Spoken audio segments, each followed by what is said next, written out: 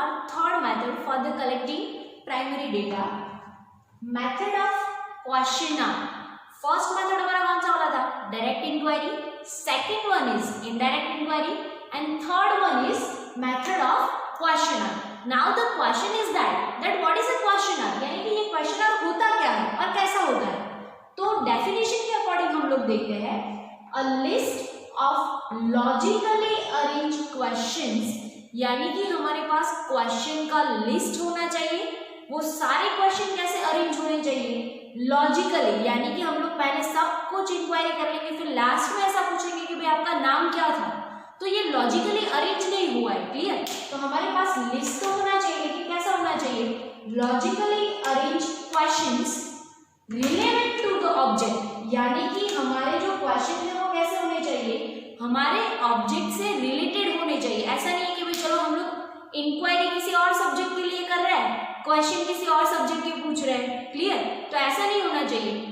अगर हम लोग पेरेंट्स के लिए कुछ इंक्वायरी कर रहे हैं, चलो हमारे आजकल के जो बच्चे हैं उन लोगों के पेरेंट्स का क्या सोचना है क्या नहीं सोचना है, तो फिर हम लोग उसको ऐसा नहीं पूछ सकते कि भाई क्वेश्चनर का मीनिंग क्या होता है, या तो फिर उसकी डेफिनेशन बताओ, ये सम कैलकुलेट करके दिखाओ. क्लियर? तो ये कैसा हो गया? इररिलेवेंट हो गया. तो ऐसे क्वेश्चंस नहीं होने चाहिए. Object of the study is made, यानी कि पहले तो हम लोगों को क्या करना है? A list of logically arranged questions relevant to the object of the study is made, यानी कि ऐसे क्वेश्चन का लिस्ट प्रिपेयर करना है. सेकेंड वन क्या करना है? The space between the questions is provided for the answer, यानी कि हम लोगों को सिर्फ क्वेश्चन ही नहीं बनाना है, लेकिन दो क्वेश्चन के बीच में एक लाइन या फिर जितनी रिक्वायरमेंट है आंसर के लिए स्पेस की, वो स्पेस भी हम लोगों को छोड़नी पड़ेगी. And a list of questions prepared in a such a way is called questionnaire, यानी कि हम लोग लॉजिकली अरेंज क्वेश्चन का लिस्ट बनाते हैं, उस क्वेश्चन के बीच में आंसर के लिए कुछ स्पेस भी होगा. अगर ऐसा कुछ हम लोग क्वेश्चन का लिस्ट प्रिपेयर करते हैं तो उसको हम लोग क्या बोलेंगे? Questionnaire. Clear? Now the method of obtaining information using a such type of questionnaire, यानी कि अगर ऐसे क्वेश्चनर से अगर हम लोग इंक्वायरी करते हैं, इंफॉर्मेशन कलेक्ट करते हैं, तो ये मेथड को हम लोग क्या कहेंगे? Method of questionnaire. क्लियर? एक लॉजिकली अरेंज हुए क्वेश्चन का लिस्ट प्रिपेयर करना है, क्वेश्चन के बीच में आंसर के लिए जगह छोड़नी है, और ऐसा अगर पूरा हम लोगों ने लिस्ट बना लिया तो उसको क्या कहेंगे? क्वेश्चनर. और ऐसे क्वेश्चनर के थ्रू हम लोग इंफॉर्मेशन कलेक्ट करते हैं तो उसको क्या कहेंगे? Method of questionnaire. Done guys? Now it may be using, अब क्वेश्चनर हम लोग डायरेक्टली भी यूज कर सकते हैं और इनडायरेक्टली भी यूज कर सकते हैं, यानी कि हम लोग खुद जाके क्वेश्चनर फिल करवा सकते हैं लोगों से आंसर पूछ के, या तो फिर इनडायरेक्टली, यानी कि उसको किसी में भेज के, पोस्ट करके, मेल करके, या तो फिर फोटो करके, ऐसे कुछ भी करके भेज के अगर इंफॉर्मेशन कलेक्ट करते हैं तो उसका मतलब क्या होगा? इनडायरेक्ट क्वेश्चनर हो जाएगा. क्लियर? तो हमारे पास दो ऑप्शन है कि हम लोग डायरेक्टली भी यूज कर सकते हैं, इनडायरेक्टली भी यूज कर सकते हैं. There are two way. अब हम लोग क्वेश्चनर इस सिलेबस के लिए कौन से टू वे से भेज सकते हैं? या तो हम लोग पोस्ट कर सकते हैं. क्लियर? जो क्वेश्चनर है उसका जेरॉक्स करके, प्रिंट करके, प्रॉपर जो फिजिकल कॉपी होता है, पेपर कॉपी, वो हम लोग पोस्ट कर सकते हैं एड्रेस के ऊपर, या तो फिर बाय एन्यूमरेटर, यानी कि एन्यूमरेटर का मतलब क्या होता है? कोई एक बंदा है जो ये इंफॉर्मेशन कलेक्ट करने वाला है, यानी कि वो बंदा क्या करेगा? खुद जाएगा वहां पे, फिर लोगों से क्वेश्चन पूछेगा, लोगों से जो आंसर मिलेगा वो क्वेश्चनर में फिल कर देगा. क्लियर? क्वेश्चनर का मीनिंग और उसका जो टू वे है और कैसे हम लोग उसको यूज कर सकते हैं. लॉजिकली अरेंज क्वेश्चन का लिस्ट प्रिपेयर करना है, क्वेश्चन के बीच में आंसर के लिए स्पेस होनी चाहिए.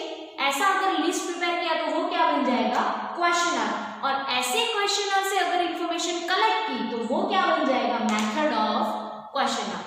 Now the important, not important even only, but the most important question of this chapter is characteristics of ideal questionnaire. ये most important question है guys. Characteristic of ideal questionnaire, यानी कि अगर हम लोग method of questionnaire यूज करते हैं तो उसके लिए हम लोगों का जो क्वेश्चनर है, यानी कि क्वेश्चन पेपर जो रेडी करेंगे, वो आइडियली बेस्ट कैसा होना चाहिए, या तो फिर उसको बेस्ट कैसे बना सकते हैं.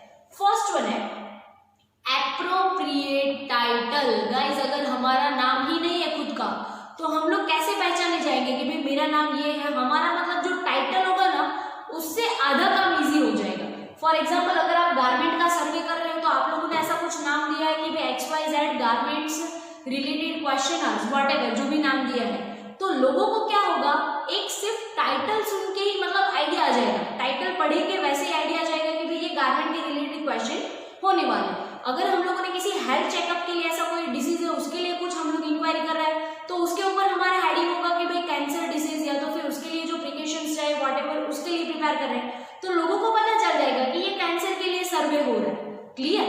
इट मीन्स जो अप्रोप्रिएट टाइटल होगा वो मोस्ट इंपोर्टेंट वर्क करेगा फॉर द क्वेश्चनर, क्योंकि 50% आइडिया हम लोगों को टाइटल से ही मिल जाएगा कि कौन सा क्वेश्चन आ रहा है, किसके रिलेटेड है, कौन सा टॉपिक यहाँ पे डिस्कस होने वाला है। क्लियर?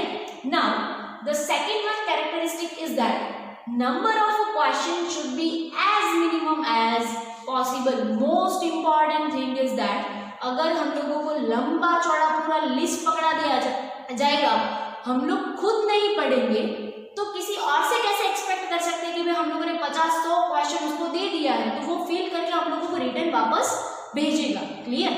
फॉर एग्जाम्पल अगर हम लोग कोई सर्वे कर रहे हैं, चलो स्कूल के स्टूडेंट्स के ऊपर ही सर्वे कर रहे हैं कि भाई चलो 12 से 11 साल के जो बच्चे होते हैं उनका IQ लेवल कैसा होता है या फिर व्हाटएवर, तो अगर हम लोगों ने उसको 100 क्वेश्चन एक साथ में दे दिए, बच्चे क्या करेंगे, पेज टर्न कर करके क्या करेंगे, भाई चलो इसमें तो कोई इंटरेस्टिंग लग ही नहीं रहा है, क्या करेंगे, साइड ऑफ कर देंगे।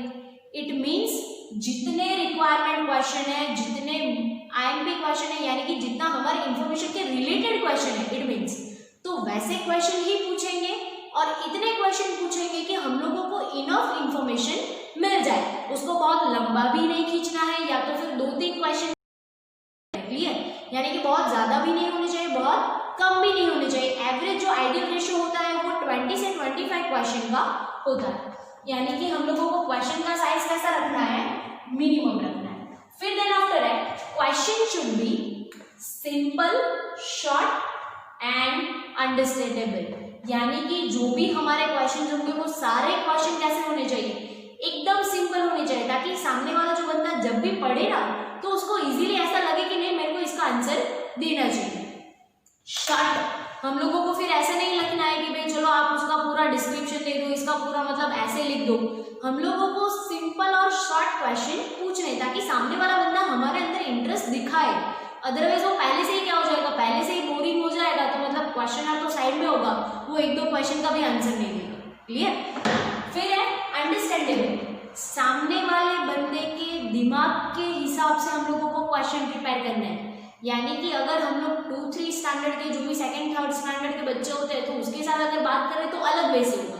अगर हम लोग हायर सेकेंडरी यानी कि 11-12 स्टैंडर्ड के बच्चे के साथ बात कर रहे हैं तो उसका भी लेवल अलग होगा, यानी कि सामने वाले की कैपेसिटी के हिसाब से हम लोगों को क्वेश्चन बनाना है। फॉर एग्जाम्पल अगर हम लोग हमारे पेरेंट्स के लिए सर्वे कर रहे हैं तो उसको मतलब गुजराती है तो ज्यादातर 3 लैंग्वेज पॉपुलर होगी, गुजराती, हिंदी और इंग्लिश।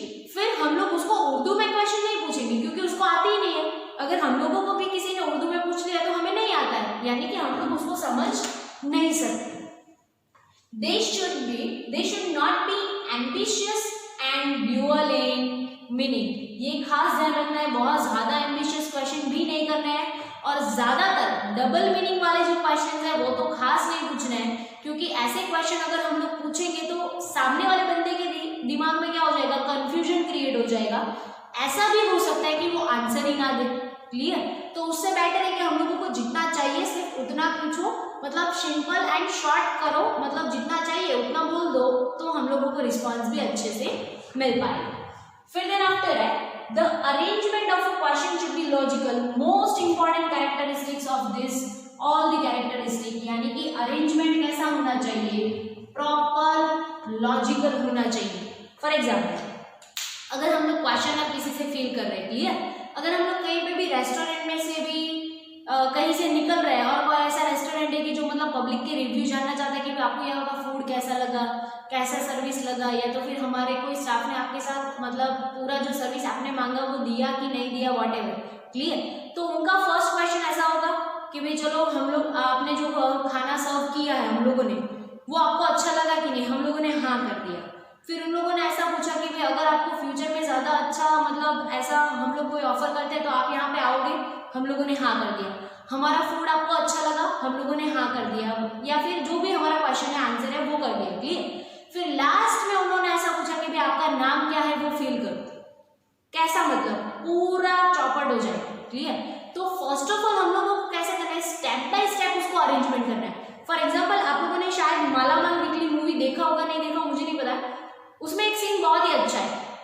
जो परेश रावल है ना, मालामाल वीकली मूवी है, उसमें जो परेश रावल का रोल है, यानी कि वो क्या करता है कि भाई एक गांव में रहता है वो, और उसको ना सेंसस काउंट करने के लिए लोगों ने भेज दिया। यानी कि वहां का जो सरपंच था उसने ऐसा बोला कि आप पॉपुलेशन काउंट करके आओ हमारे जो गांव की है वो, यानी कि आपको घर घर जाके पूछना है, जो इन्फॉर्मेशन आप लोगों को फॉर्म में दिया है वो वहां पे जाके पूछो, वो जैसा आंसर देते हैं वैसा लिख के चले आओ। फिर जाते हैं भाई साहब अपने तो पहले घर पे, वहां पे जाके ऐसा पूछते हैं कि आपकी शादी हुई है, तो वो बहन जी बोलते हैं कि नहीं मेरी शादी नहीं हुई।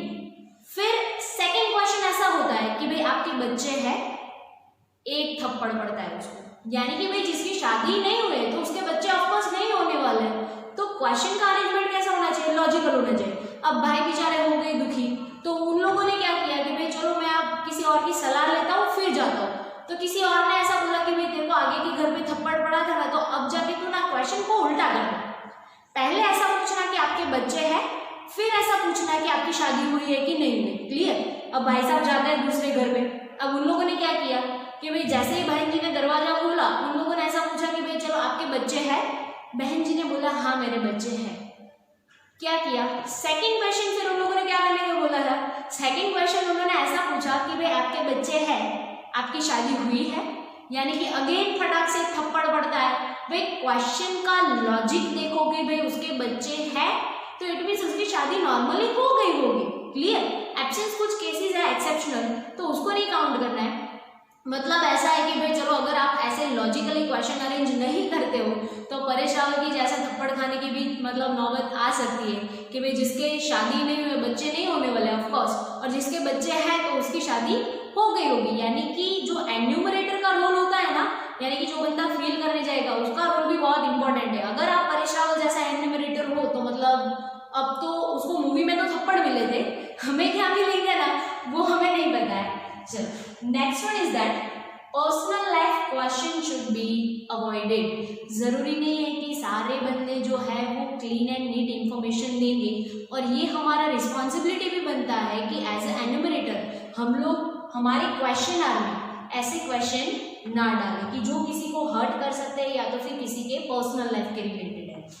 फिर नेक्स्ट वन है answer to the question should be free from any calculation, यानी कि कैलकुलेशन वाले सब्जेक्ट जो भी होंगे, कैलकुलेशन वाले क्वेश्चंस, वो हम लोगों को उसको नहीं पूछना है। यानी कि फॉर एग्जांपल अगर आप पॉपुलेशन काउंट करने के लिए जाते हो, आप किसी को ऐसा पूछते हो कि भाई आपका मंथली इनकम क्या है, वो बता देगा कि 10,000 है, 15,000 है, 20 व्हाटएवर। अगर आप उसको ऐसा पूछोगे कि आपका मंथली इनकम क्या है, वो बता देगा 2 लाख 3 लाख ऐसा। अगर आप उसको ऐसा पूछोगे कि भाई साहब आपने जो लोन लिया है उसके ऊपर आप एवरेज इंटरेस्ट रेट कितना पे करते हो, आप कैलकुलेट करके बताओगे, वो बंदा बेचारा 2-3 मिनट तो ऐसे ही करता रहेगा, फिर बोलेगा मेरे को क्वेश्चन नहीं बनना है। क्लियर। यानी कि हम लोगों को क्वेश्चन कैलकुलेशन वाले नहीं पूछने हैं। ज्यादातर हमारा भी ऐसा कैसा होता है कि भाई मैथ्स ना आए, उसलिए तो हम लोगों ने कॉमर्स चूज किया था, यहाँ पे भी स्टेटिस्टिक लेके आप पीछे पड़ गए हो। क्लियर। तो अगर हम लोगों को एज ए स्टूडेंट ऐसे थॉट्स आता है तो सोचो कि सामने वाले बंदे के दिमाग में क्या आएगा कि भाई ऐसा करना है तो मेरे को भरना ही नहीं है क्वेश्चन। देन चलो फिर नेक्स्ट वन है the questions having the answer yes or no, या तो फिर मल्टीपल अल्टरनेटिव्स, यानी कि जो ऑप्शनल क्वेश्चन होता है, अगर हम लोगों से पॉसिबल होता है ना तब तक हम लोग उसको यस और नो में जैसे आंसर मिलता है ना वैसे क्वेश्चन ही पूछेंगे। और अगर कहीं पे ऑप्शन दे सकते हैं कि फॉर एग्जांपल आपका जो भी मतलब कलर है, फेवरेट कलर वो कैसा है कि ब्लू है, रेड है, पिंक है, व्हाटएवर है, तो हम लोग उसमें ऑप्शन नहीं दे सकते कि क्योंकि 12 कलर में से कोई भी कलर या तो फिर मल्टीपल्स ऑफ कलर्स है, उसमें से कोई भी कलर्स हमारा फेवरेट हो सकता है, किसी का भी हो सकता है। क्लियर। तो ऑप्शन भी हम लोगों को ठीक ठाक ध्यान मतलब देके करनी है। अगर हम लोग गारमेंट का मतलब बिजनेस कर रहे हैं तो हम लोगों का ऑब्वियसली क्वेश्चन आर भी कैसा होगा, जो गारमेंट के रिलेटेड होगा वही होगा। फॉर एग्जाम्पल हम लोग जीन्स का प्रोडक्शन कर रहे हैं तो हम लोगों ने क्वेश्चन आर में ऐसा एक क्वेश्चन बनाया कि आपको कौन सा कलर पसंद होता है कलर्स होते हैं। तो हम लोगों ने ऐसा बोला कि अगर ब्लू कलर आपको चॉइस मिलता है तो ब्लू में से भी आपको कैसा मिलता है, लाइट ब्लू है, नेवी ब्लू है, स्काई ब्लू है या तो फिर डार्क ब्लू है। तो सामने वाला बंदा पहले तो ये सोचेगा कि ऐसे कलर्स होते कहाँ पे, या तो फिर ऐसे कलर्स है तो मतलब कौन सा कलर मेरा फेवरेट है, मेरे को तो ये ज्यादा भी अच्छा लगता है, थोड़ा लाइट होगा तो भी मेरे को अच्छा लगता है। मतलब ऑप्शंस भी ऐसे पूछने हैं कि आंसर कर पाए। क्लियर? कैरेक्टरिस्टिक्स एक बार फिर से रिवाइज कर लेते हैं। First one is that appropriate title, it must necessary, मतलब टाइटल होना ही चाहिए। क्वेश्चन कैसे होने चाहिए, एज पॉसिबल एज मिनिमम होने चाहिए, कम क्वेश्चन होंगे जनरली, मतलब बहुत कम भी नहीं ज्यादा भी नहीं, तो लोग आंसर करेंगे। क्वेश्चन कैसे होने चाहिए, सिंपल होने चाहिए, शॉर्ट होने चाहिए, अंडरस्टैंडेबल होने चाहिए, यानी कि समझ में आना चाहिए। और फिर एम्बिशियस और डबल मीनिंग वाले क्वेश्चन हम लोगों को नहीं पूछना है। क्वेश्चन का अरेंजमेंट मस्ट भी क्या होना चाहिए, लॉजिकल होना चाहिए। पर्सनल लाइफ के क्वेश्चन हम लोगों को नहीं पूछने हैं, फिर कैलकुलेशन वाले क्वेश्चन भी नहीं पूछने हैं। ज्यादातर अगर पॉसिबल होता है तो यस और नो वाले क्वेश्चन हम लोग पूछेंगे, या तो फिर जो 4 ऑप्शन मिलता है ऐसे ऑप्शनल क्वेश्चन भी हम लोग उसको पूछ सकते हैं। क्लियर? एक बार क्वेश्चनर का हम लोग रिवीजन कर लेते हैं फटाफट से। पहले तो क्वेश्चनर किसको बोलते हैं, एक तो लिस्ट प्रिपेयर करना है, लॉजिकली अरेंजमेंट हुए हुए क्वेश्चंस का, 2 क्वेश्चन के बीच में आंसर का स्पेस होना चाहिए। ऐसा अगर लिस्ट प्रिपेयर कर लिया तो उसको क्या कहेंगे, क्वेश्चनर। और ऐसे क्वेश्चनर से अगर इंफॉर्मेशन कलेक्ट की तो उसको हम लोग क्या बोलेंगे, मेथड ऑफ क्वेश्चनर। हमारे पास 2 टाइप से हो सकता है, डायरेक्टली भी हो सकता है, इनडायरेक्टली भी हो सकता है। हमारे पास 2 वे अवेलेबल है, एक तो आप पोस्ट से भेज सकते हो क्वेश्चनर, या तो फिर सेकंड वन एन्यूमरेटर खुद जाके भेज सकता है। क्लियर? कैरेक्टरिस्टिक, टाइटल होना चाहिए, मिनिमम यानी कि एवरेज नंबर ऑफ क्वेश्चन होने चाहिए, सिंपल सब कुछ होना चाहिए, समझ में आया ऐसा, लॉजिकल क्वेश्चंस होने चाहिए, पर्सनल लाइफ के क्वेश्चन नहीं पूछने हैं, कैलकुलेशन वाले क्वेश्चन भी नहीं पूछने हैं, और जहां तक पॉसिबल है यस नो वाले आंसर पूछो या तो फिर ऑप्शनल वाले क्वेश्चन पूछो। Clear student?